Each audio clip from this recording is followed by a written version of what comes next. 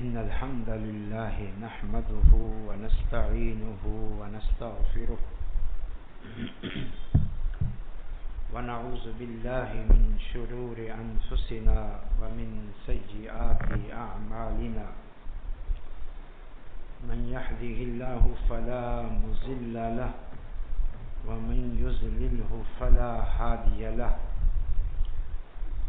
وأشهد أن لا إله إلا الله وحده لا شريك له وأشهد أن محمدا عبده ورسوله أما بعد فأعوذ بالله من الشيطان الرجيم يا أيها الذين آمنوا اتقوا الله حق تقاته ولا تموتن إلا وأنتم مسلمون يا أيها الناس اتقوا ربكم الذي خلقكم من نفس واحدة وخلق منها زوجها وبث منهما رجالا كثيرا ونساء واتقوا الله الذي تساءلون به والأرحام إن الله كان عليكم رقيبا يا أيها الذين آمنوا اتقوا الله وقولوا قولا سديدا يصلح لكم أعمالكم ويغفر لكم ذنوبكم ومن يطع الله ورسوله فقد فاز فوزا عظيما اما بعد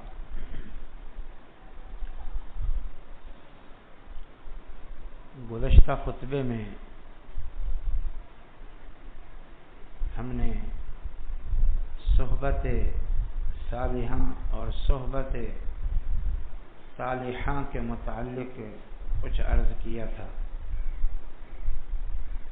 اس کا خلاصہ یہ تھا کہ یہ ایک حقیقت ہے اور طبی امر ہے کہ نیک لوگوں کی صحبت کے اچھے اثرات ہوتے ہیں اور برے لوگوں کی صحبت کے برے اثرات ہوتے ہیں.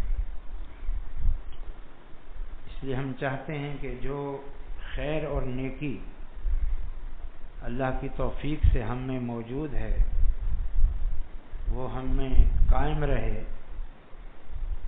تو ہمیں اس بات کا بھی اہتمام کرنا چاہیے کہ ہمارے دوستانہ تعلقات وہ نیک لوگوں سے ہوں، نیک مجالس میں ہمارا بیٹھنا ہو، وگرنہ وہ توفیق چھن جائے گی اور انسان آہستہ آہستہ دین سے نیکی سے دور ہو جائے گا. آج ایک انتہائی اہم بات آپ کے سامنے عرض کرتے ہیں اسی موضوع کی مناسبت سے، جو اس وقت معاشرتی لحاظ سے انتہائی اہم نصیحت ہے، اور وہ یہ ہے کہ آج ہم ایک انتہائی برے ساتھی کا، برے دوست کا آپ کو تعارف کراتے ہیں. برے ساتھی کی صحبت کے متعلق ہم بتا چکے ہیں. آج ایک برے ساتھی کا تعارف کراتے ہیں تاکہ ہم اس کی دوستی سے یا کم سے کم اس کے شر سے اپنے آپ کو بچا سکیں. اور وہ ہے جسے عرف میں انٹرنیٹ یا اسمارٹ فون کہتے ہیں. یہ بھی ایک ساتھی ہے، کیونکہ ہمارا بلکہ آج ہر شخص کا اس اسمارٹ فون کے ساتھ ایک دائمی، لازمی اور ہمہ وقت کا تعلق ہے، ہمہ وقت کا ساتھ ہے. تو یہ بھی دوست ہوا، یہ بھی ساتھی ہوا. اس کے ساتھ بھی ہمارا جو تعلق ہے وہ صحبت اور ساتھ کا تعلق ہے. اس مناسبت سے آج کچھ باتیں آپ کے سامنے عرض کرنی ہیں. پہلی بات یہ ہے کہ انٹرنیٹ ہو یا موبائل فون، یہ اچھا ساتھی بھی ہے اور برا ساتھی بھی ہے۔ عام طور پر لوگوں میں سے جو ساتھی اور دوست ہوتے ہیں یا اچھے ہوتے ہیں یا برے ہوتے ہیں،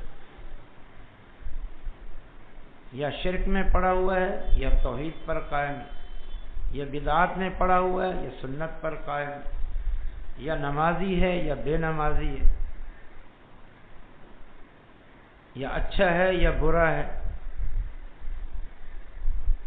لیکن یہ اسمارٹ فون ایک ایسی چیز ہے جس میں اچھائیاں بھی بے تحاشا ہیں اور برائیاں بھی بے تحاشا ہیں، جو خیر کا بھی سرچشمہ ہے اور شر کا بھی سرچشمہ ہے۔ اور یہ بھی حقیقت ہے کہ یہ ہماری زندگی کا حصہ بھی بن چکا ہے۔ تقریباً 20-25 سال کے اس قلیل عرصے میں دنیا موبائل فون، انٹرنیٹ کے زیر تسلط آ چکی ہے، زیر تسلط پوری طرح حاوی ہے موبائل فون، انٹرنیٹ آج ہمارے معاشرے پر۔ اس کے بنیادی جو فوائد یا استعمال، باہم رابطے، تجارتی معاملات، اطلاعات و معلومات تک رسائی، یہ اس کی اساسی خوبیاں ہیں۔ میں نے کہا نا کہ یہ خیر کا بھی سرچشمہ ہے اور برائی کا بھی سرچشمہ ہے، لیکن یہ بھی ایک حقیقت ہے اس کا غلط استعمال بہت زیادہ ہے۔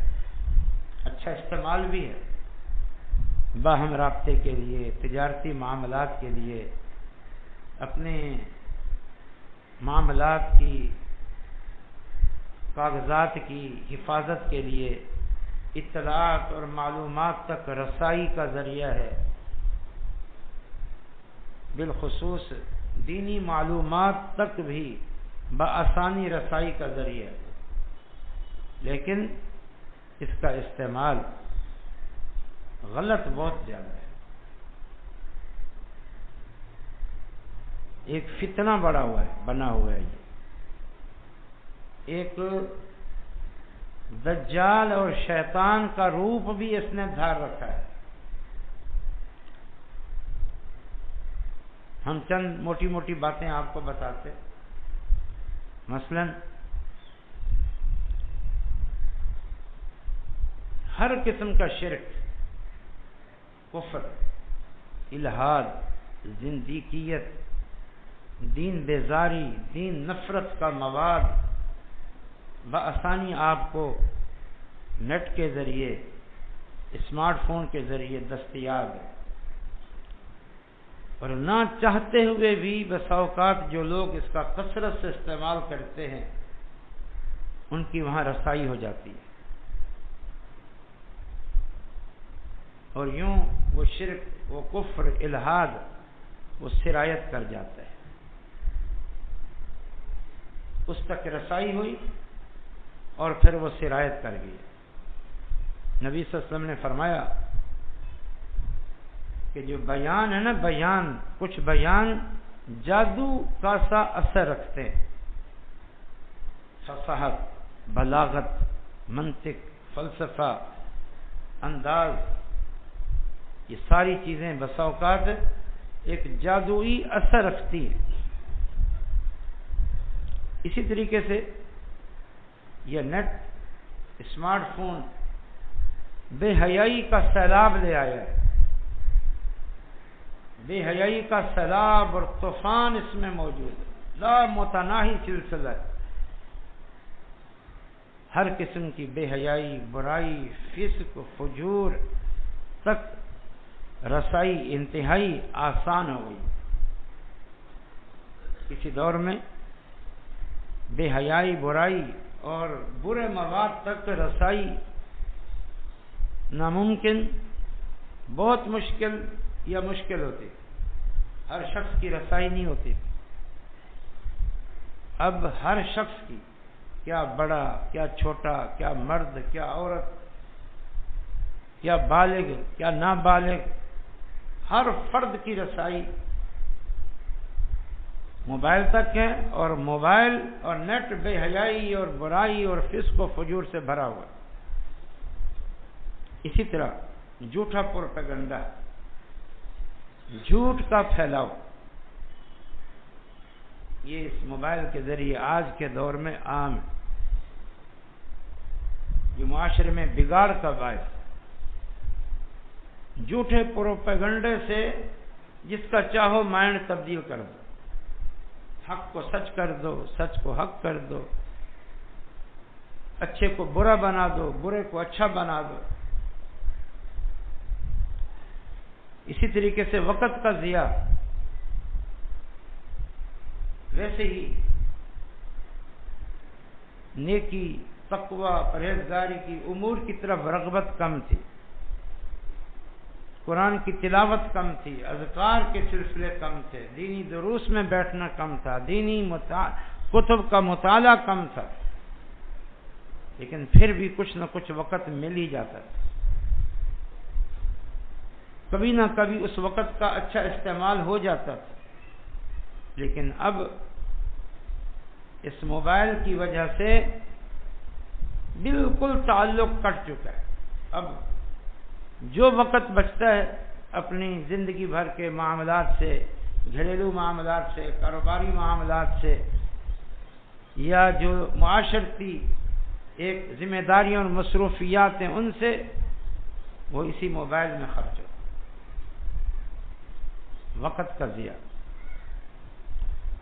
اور اسی طریقے سے نمبر 5، تصویر سازی کا سیلاب آ گیا۔ تصویر سازی عام ہو گئی ہے۔ وہ لوگ، وہ علماء جو اس سے بچتے تھے، ہر ممکن طریقے سے بچتے تھے، ان کو بھی گھسیٹ کے لا کھڑا کر دیا گیا۔ ان کی نہیں چلتی، کوئی ان کی نہیں مانتا۔ اس حد تک کہاں سے بات چلی اور اب کہاں تک پہنچ گئی۔ تصویر سازی،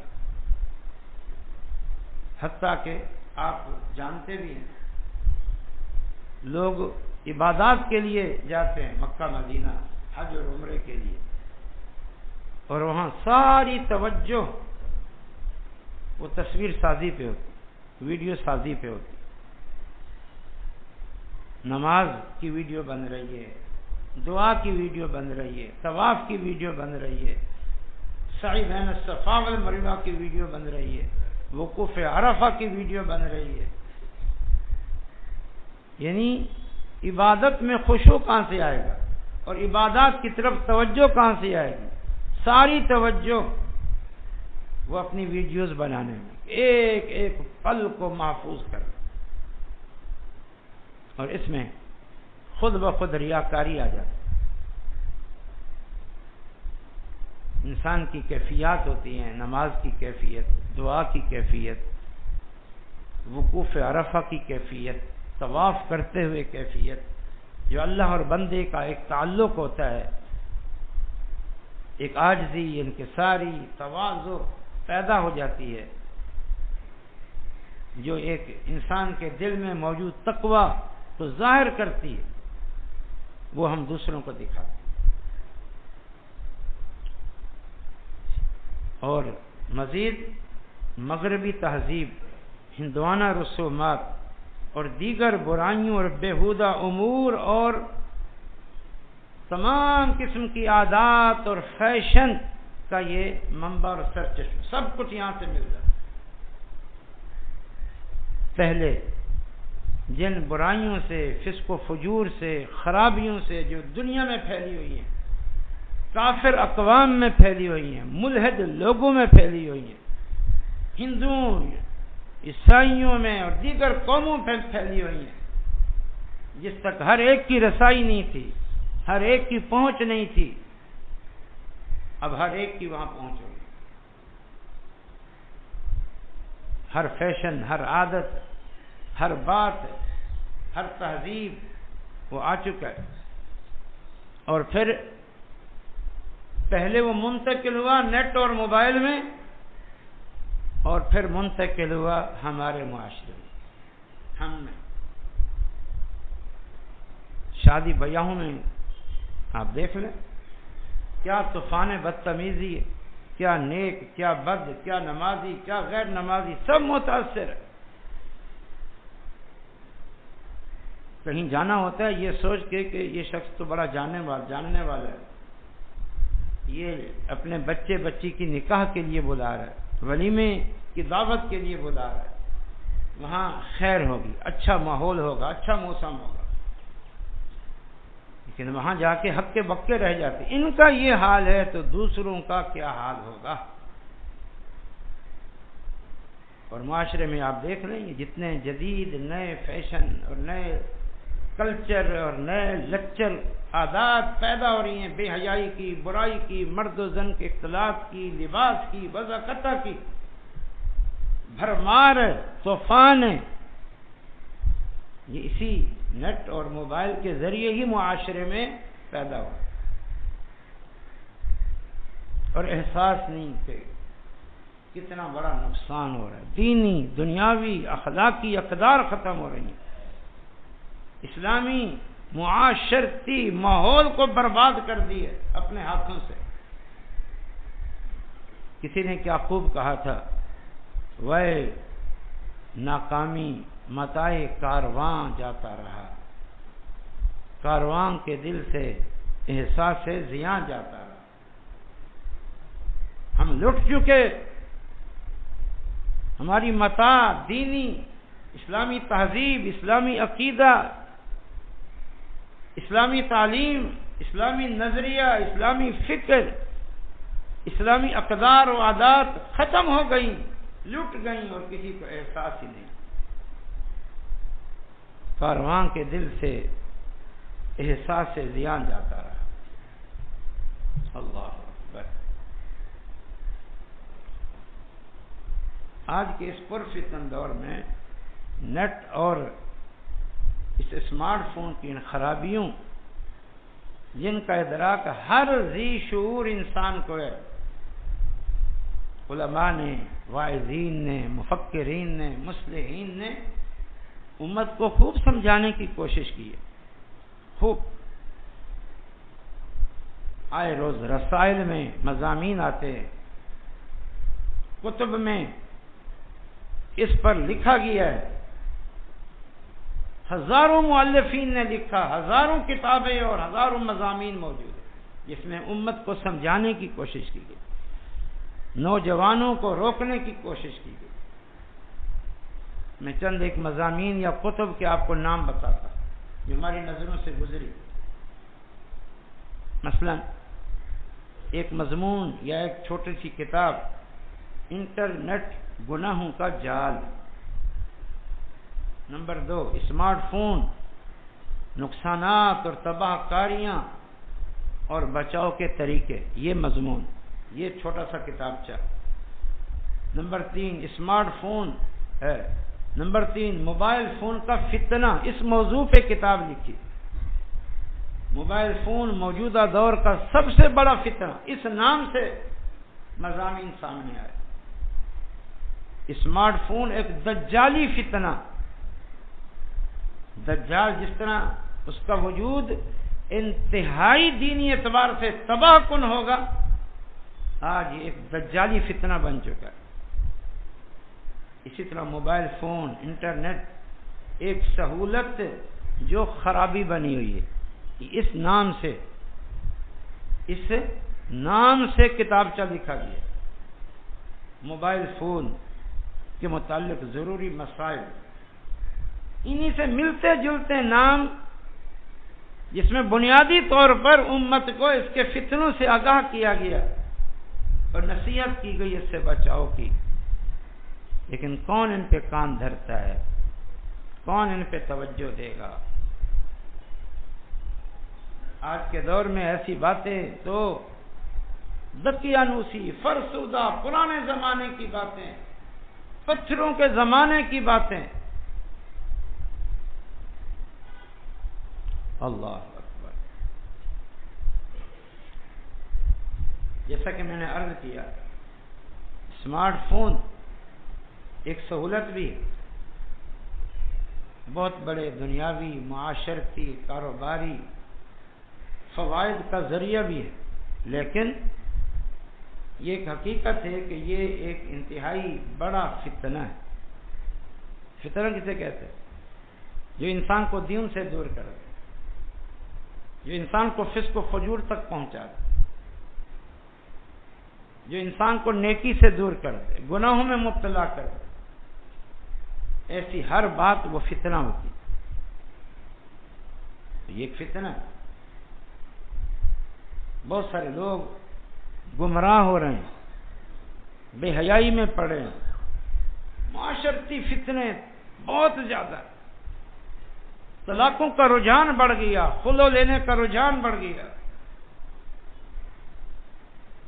لڑائی جھگڑے کثرت سے ہوتے ہیں، عزتیں خاک میں مل گئیں، لوگوں کے پردے چاک کر دیے، عیوب کو انہوں نے عام کر دیا، پوری دنیا کے سامنے پھیلا دیا. یہ ساری خرابیاں دلیل ہیں کہ یہ ایک بہت بڑا فتنہ بھی ہے. شر کا منبع، ہر شر موجود ہے. وہ برائی، وہ گمراہی، وہ لادینیت جو آپ کو یورپ میں ملتی، چائنا میں ملتی، روس میں ملتی، جاپان میں ملتی، یا دنیا کی کسی اور کونے میں ملتی، آج وہ آپ کے ہاتھوں میں چند سیکنڈ کی دوری پر ہے. آپ اس تک رسائی حاصل کر سکتے ہیں، بلکہ نہ بھی کریں تو اس کے جائز استعمال کے دوران جو ایک جائز استعمال ہے وہ خود بخود بہت ساری برائیوں سے واسطہ پڑتا رہتا ہے. اور یہ ہمارے لیے ایک بہت بڑی آزمائش ہے ایک مسلمان کے لیے. برائی سے بچنا ہے، اور برائی سامنے کھڑی، سامنے موجود برائی سے بچنا بہت مشکل ہوتا ہے. جس برائی کے حصول میں وقت لگے، پیسہ خرچ ہو، ڈر اور خوف لاحق ہو، وغیرہ وغیرہ، تو بہت لوگ اس سے بچ جاتے ہیں. لیکن جس برائی کا حصول بالکل آسان ہو،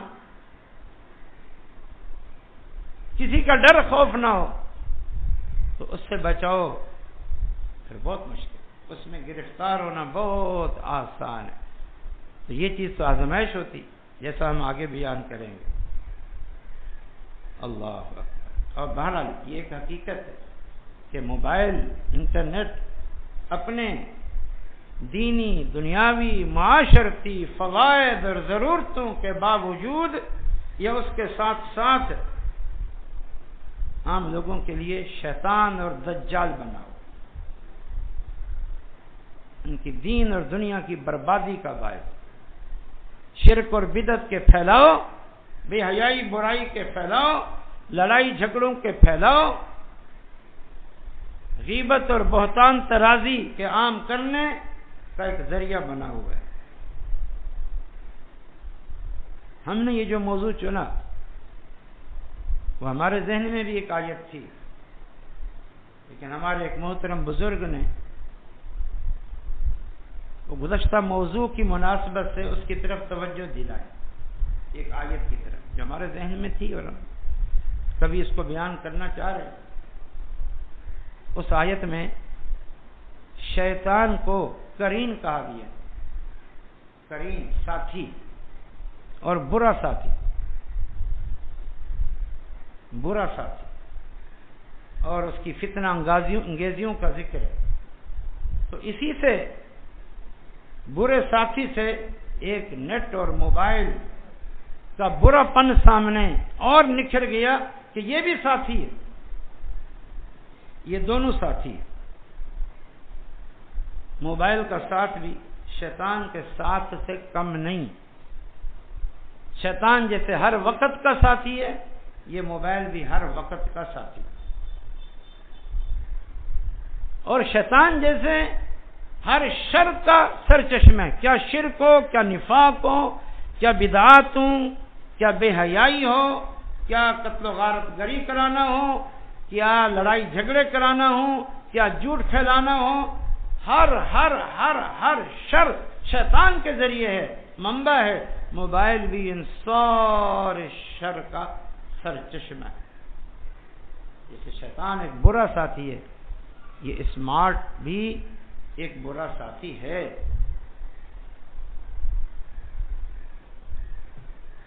آئیے وہ آیت ہم آپ کو بتاتے ہیں۔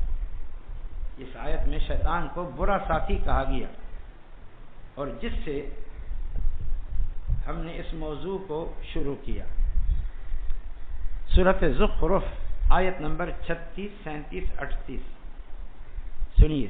اعوذ باللہ من الشیطان الرجیم ومن یعش عن ذکر الرحمن نقید له شیطانا فهو له قرین وانهم لیصدونهم عن السبیل ویحسبون انهم مهتدون حتی اذا جاءنا قال یا لیت بینی وبینک بعد المشرکین فبئس القرین۔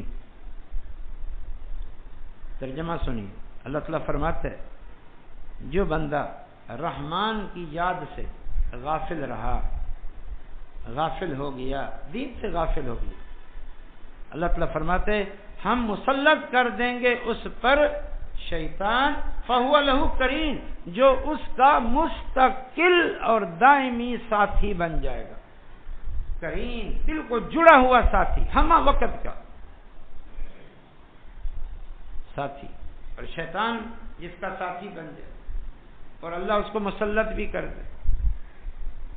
شیطان تو برائی کا حکم دیتا ہے، نیکیوں سے روکتا ہے، تو یہ بندہ کیا برائی سے بچ سکے گا؟ نیکیوں سے بچ سکے گا؟ نیکیوں پر قائم رہ سکتا ہے؟ نہیں۔ وَإِنَّهُمْ لَيَصُدُّونَهُمْ عَنِ السَّبِيلِ، اور یہ شیطان ان لوگوں کو جن پر یہ مسلط کر دیے گئے،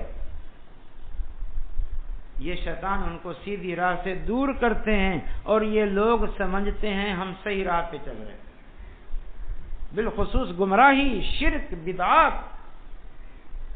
اور آج کل تو کسی دور میں برائی کو برائی سمجھا جاتا تھا، اب تو یہ فیشن ہے، آرٹ ہے، تہذیب ہے، کلچر ہے،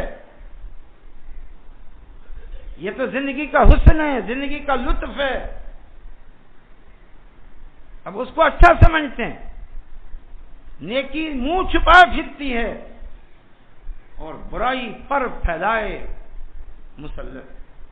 یہ اللہ تعالی نے فرمایا جب شیطان کا تسلط ہو جائے بندے پر، شیطان اس کو برائی میں دھکیلتا ہے، نیکی سے روکتا ہے، اور وہ یہ سمجھ رہے ہیں، اللہ تعالیٰ فرماتا ہے وہ سمجھ رہے ہیں یحسبون انہم مہتدون، ہم تو سیدھی راہ پہ چل رہے ہیں، اس میں کیا برائی ہے یار، اس میں کیا تباہت ہے؟ اللہ اکبر۔ حتی اذا جاءنا، اللہ تعالیٰ فرماتے ہیں یہ دنیا کی زندگی ایسے گزاریں گے، دین سے دور ہوئے، شیطان مسلط ہوا، شیطان نے دین سے دور کر دیا، اب اسی شیطانی ساتھ کے ساتھ اللہ تعالیٰ فرماتے ہیں جب میرے پاس آئے گا یہ بندہ یا یہ لوگ، شیطان جن پر مسلط ہو گئے، کالا، وہاں آنکھ کھلے گی، آج نہیں کھلتی آنکھ، شیطان کا تسلط ہے، شیطان نے یعنی یہ تصور بٹھا دیا تم ٹھیک ہو، درست ہو، یہی زندگی گزارنے کا طریقہ ہے، لطف اٹھاؤ زندگی سے، دین میں یہ سختیاں نہیں ہیں، یہ سختیاں نہیں ہیں، یہ شیطان پٹی پڑھاتا ہے، لوگ سمجھتے ہیں ہم بالکل صحیح ہیں، ہم صحیح ہیں، لیکن اللہ تعالیٰ فرماتا ہے حتی اذا جاءنا، جب یہ قیامت کے دن ہمارے سامنے آئے گا یہ طبقہ، یہ لوگ، اس وقت آنکھیں کھلیں گی تو کہے گا یا لیت بینی و بینک بعد المشرکین، کاش اے میرے ساتھی شیطان ابلیس، دنیا میں تیرے اور میرے بیچ میں مشرق اور مغرب جیسی دوری ہوتی، اس طرح مشرق اور مغرب کی دوری ہے، یہ طویل اور لمبی دوری کو ضرب المثل کے طور پر بیان کیا جاتا ہے، بعد المشرقین، کاش اے شیطان دنیا میں تیرے اور میرے بیچ میں بعد المشرقین ہوتا، مشرق اور مغرب کے درمیان جتنا دوری ہے اتنا دوری ہوتی، میرا تجھ سے تیرا مجھ سے کوئی تعلق اور واسطہ نہ ہوتا، اور ساتھ میں وہ غصے ہو کے کہیں گے وَبِئْسَ الْقَرِينُ، اور تو بہت برا ساتھی ثابت ہوا میرے لیے، تیرا ساتھ میرے لیے برا ثابت ہوا، مہلک ثابت ہوا، تباہ کن ثابت ہوا۔ یہاں شیطان کو القرین کہا گیا، اور میں نے عرض کیا جیسے شیطان کا ساتھ ہر وقت کا ہے، موبائل کا ساتھ ہر وقت کا ہے۔ جیسے شیطان ہر قسم کی برائی کا منبع سرچشمہ ہے، موبائل میں کچھ اچھائیوں اور اچھے استعمال کے ساتھ ساتھ یہ ہر قسم کے شر اور فتنے اور خرابی کا سرچشمہ ہے۔ آج احساس نہیں ہے، اس موبائل نے ہمیں اندھا کر دیا اور ہم اس کا بے جا استعمال کرتے ہیں، غلط استعمال کرتے ہیں، برباد ہو رہے ہیں، دینی طور سے دور ہوتے چلے جا رہے ہیں۔ لیکن کل قیامت کے دن کہیں گے اس کا ساتھ بہت برا ساتھ۔ اللہ اکبر۔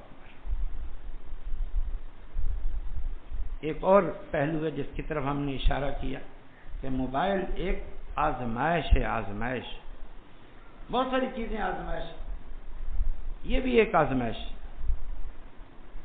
اور آزمائش میں ایک مومن کو پورا اترنا چاہیے۔ اس مناسبت سے آخر میں کچھ باتیں عرض کرتے دوسرے خطبے میں، اللہ تعالی ہمیں ان حقائق کو جاننے کی توفیق دے اور اپنے محاسبے کی توفیق دے۔ اقول قولی ھذا وآخر دعوانا الحمدللہ۔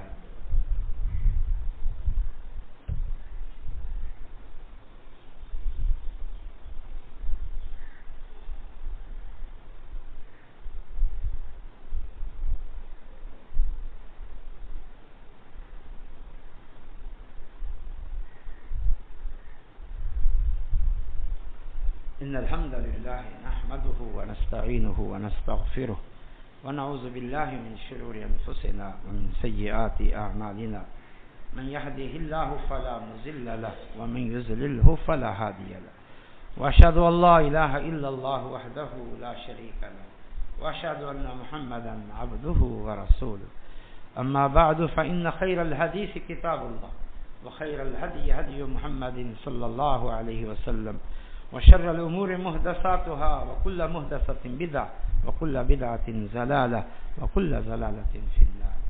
أما بعد فأعوذ بالله من الشيطان الرجيم، يا أيها الذين آمنوا اتقوا الله حق تقاته ولا تموتن إلا وأنتم مسلمون، يا أيها الناس اتقوا ربكم الذي خلقكم من نفس واحدة وخلق منها زوجها وبث منهما رجالا كثيرا ونساء، واتقوا الله الذي تساءلون به والأرحام إن الله كان عليكم رقيبا، يا أيها الذين آمنوا اتقوا الله وقولوا قولا سديدا يصلح لكم أعمالكم ويغفر لكم ذنوبكم، ومن يطع الله ورسوله فقد فاز فوزا عظيما۔ موبائل فون ایک آزمائش ہے، تقویٰ کی، تعلق باللہ کی، یہ آزمائش ہے کہ کون اس فتنے اور اس میں موجود برائیوں سے اللہ سے ڈر کر بچتا ہے اور اپنی جلوتوں اور خلوتوں میں تعلق باللہ کی حفاظت کرتا ہے، یہ آزمائش ہے۔ اس حوالے سے ہم دو آیتیں بیان کرتے ہیں کہ اللہ تعالیٰ بسا اوقات آزماتا ہے، کچھ چیزیں آزمائش بن جاتی ہیں۔ نمبر ایک،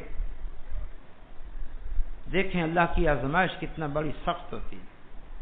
آزمائش کہتی اس کو، کسی کو آزمانا کہتی اسی کو ہے کہ آزمائیں، چیک کرے کہ دوستی میں کتنا مخلص ہے، کتنا سچا ہے۔ آزماتے ہیں نا کہ کتنا سچا ہے یہ، کتنا مخلص ہے یہ، تو اللہ بھی آزماتا ہے۔ سنیں، میں مختصر بات کرتا ہوں۔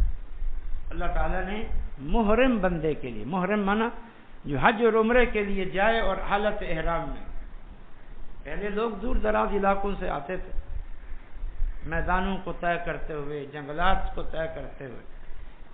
تو اللہ تعالیٰ نے محرم کے لیے وہ خشکی کے شکار کو منع کر دیا. آپ جانتے ہیں کہ عربوں کی معاش کا ایک اہم عنصر وہ شکار تھا. ان کی آزمائش ہوئی اور قیامت تک کے لیے آزمائش. شکار سے منع کر، خشکی کا شکار. اب آزمائش کیا ہے؟ ذرا قرآن کے الفاظ سنیے. اللہ تعالیٰ فرماتے ہیں اے ایمان والو، اللہ تمہیں آزمائے گا شکار کے ذریعے.